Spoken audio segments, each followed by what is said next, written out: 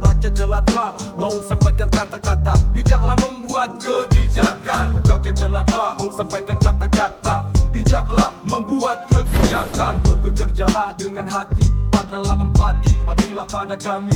Kami tidak bodoh, jangan buat intrik apalagi bikin hati. Kami berjanji tetap mengkritik sesuai suara hati, gemakan suara hati. Rakyat jelata, kaum dan harapan rakyat ke penguasa, agar kalian adil dan ciptakan sejahtera. Untuk selalu serbaya, agar suara di rakyat jelata, kaum dan harapan rakyat ke penguasa, agar kalian adil dan ciptakan sejahtera. Ali Muchtar Ngabalin muncul lagi setelah sekian lama menghilang. Jadi dia men-tweet ya di Twitternya, gerombolan keok pada bangkit tuh, campur bekas HTI, FPI mulai beringas tuh, sinting tingkat dewa kebencian mereka pada Jokowi. Wah, sakitnya sampai ulu hati, apalagi si sulung jadi wapres, laskar tak berguna yang lagi sakit hati karena dipecat, diberhentikan di tengah jalan. Koordinasi mantap.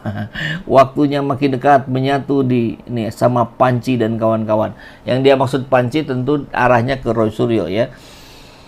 Lihat apa yang bisa kita maknakan, apa yang bisa kita hikmahkan dari kata-kata seorang Ali Muchtar Ngabalin ini.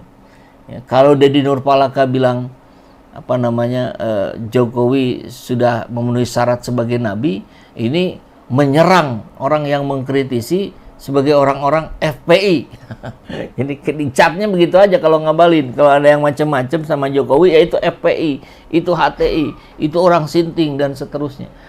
Lantas di mana kebebasan demokrasi ini terjadi? Tidak ada kalau begitu. Bahkan di postingan lain kurang lebih dia juga mengatakan hal yang sama. Nih, Ali Muchtar Ngabalin, jahatnya melebihi sifat dajjal. Ini maksudnya ke Roy Suryo, Rismond dan kawan-kawan ya. Diriku nggak sabaran mau jingo dalam bui. Jingo itu apa maksudnya? Si Panci sama si Rismond yang katanya punya ijazah S2, S3 Yamaguchi Universitas Jepang, memalukan kau katanya. Boleh kita minta lihat nggak ijazahnya? Kan sudah diperlihatkan sama Rismond. Mau apa lagi? Tapi yang kita tentu persoalkan adalah bagaimana kalimat-kalimat yang dilontarkan oleh seorang tokoh, anggaplah tokoh begitu, yang sangat tidak layak menjadi tuntunan. Mungkin cocoknya tontonan saja gitu. Kan ngeri kalau kita diperlihatkan pejabat-pejabat yang mengeluarkan kata-kata dari mulutnya hanya caci maki, bukan argumentasi logis, bukan ilmiah. Kan begitu. Nah, jadi ini masih ada ya. Ini kalau kita masih ingat bagaimana rekam jejak seorang Ngabalin, coba kita dengarkan. Kata Presiden Soekarno, jangan memilih presiden pemimpin yang dipuja dan dipuji oleh asing. Karena kalau dia terpilih, dia akan menggunakan kekuasaannya untuk menipu rakyat Indonesia. Ali Muchtar Ngabalin yang bilang, Republik ini terlalu luas, harus dipimpin oleh orang-orang yang kuat, orang-orang yang sehat. Tidak boleh ada orang yang kurang gizi memimpin Republik ini.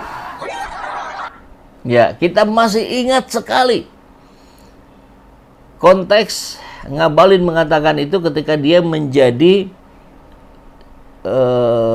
tim kampanyenya Prabowo ketika melawan Jokowi 2014 mungkin ya. Tapi bagaimana? Coba kita lihat lagi kata-katanya. Dikatakan kurus, kurang bergizi dan segala macam. Ini kan tidak cocok gitu dengan budaya kita ya, budaya timur kita.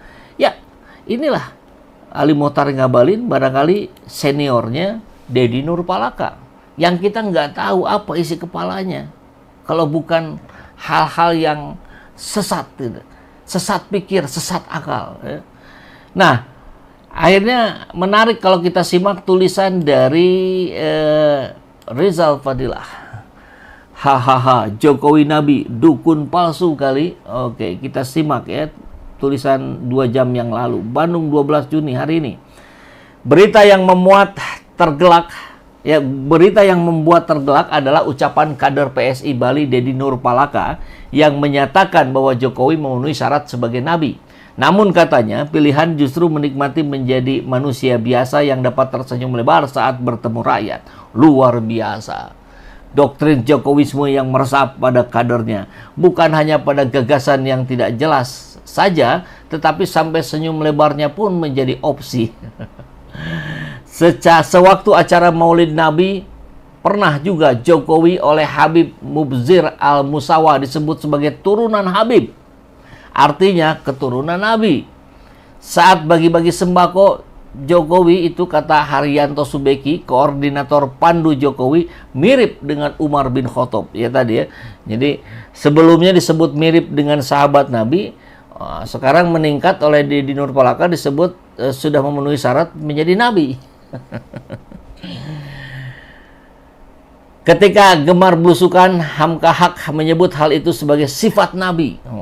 Budaya menjilat di negeri ini rupanya sudah sampai ke ubun-ubun.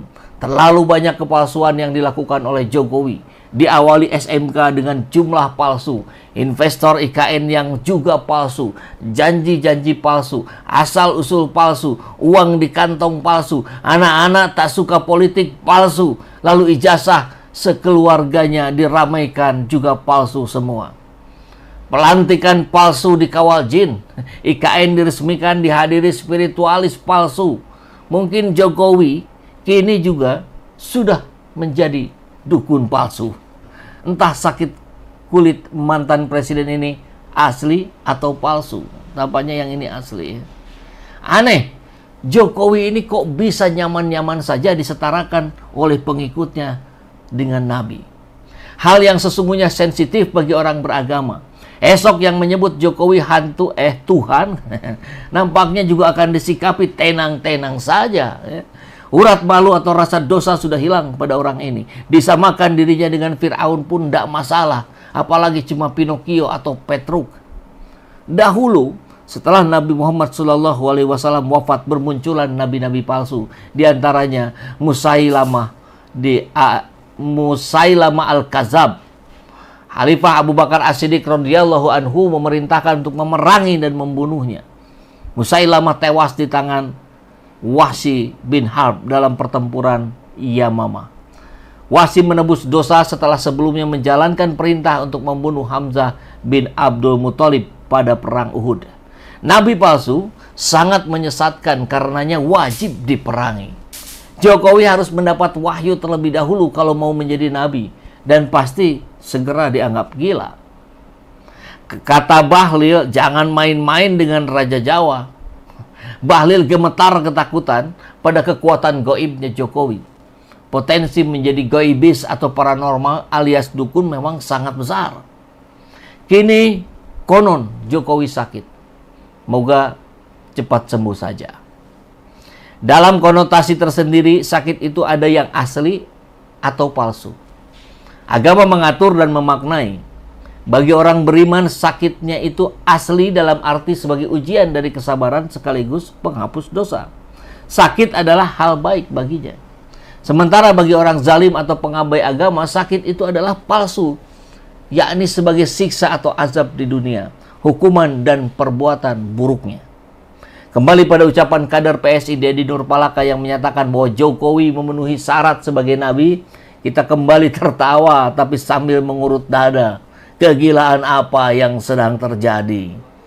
Nabi palsu mungkin ya, sebagaimana Musailamah Al-Kazab atau Musailamah sang pendusta. Akankah Jokowi akan menjadi atau bergelar Jokowi Al-Kazab pula? Tapi kelas nabi palsu nampaknya masih terlalu tinggi buat Jokowi yang baru memenuhi syarat untuk dukun palsu. Bukan begitu, Dedi Nur? Jangan-jangan kelak PSI ketumnya Mas Dedi adalah tokoh berijazah nabi, dukun palsu. Oke, selamat saja. Itu catatan dari Rizal Fadila terkait Dedi Nurpalaka, seorang kader PSI dari Bali, Biro Ideologi. Ini kita lihat sekali lagi ya. Siapa Dedi Nurpalaka itu? Dedi Nurpalaka itu adalah kader PSI Ketua Biro Ideologi dan Kaderisasi. Bayangkan dia akan mengkader seperti apa ketika isi pikirannya seperti itu. Menebar kebajikan menulisnya, tapi yang faktanya menebar akal sesat.